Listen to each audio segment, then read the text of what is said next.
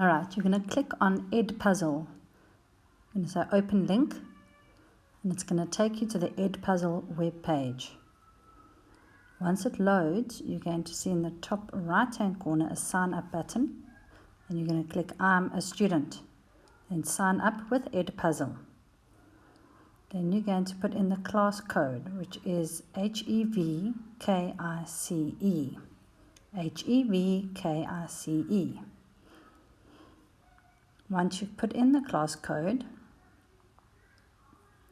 you are going to click the blue Next button. Then it's going to ask you your first name. So in this case, the guy's name is Don. So you're going to type Don, or your name obviously, then your last name, your own last name. His name is Fun. Then his username is going to be Don Fun. So yours would be Isla Boucher or Noah Reinecker. Then you make your own password. A suggestion is to just make it your name and surname. Then you're going to click Join Class, and it's going to take you here. You can say Save Password, and then you're going to see these assignments, the addition with regrouping, and that you're going to click on it, and it's going to take you to a video.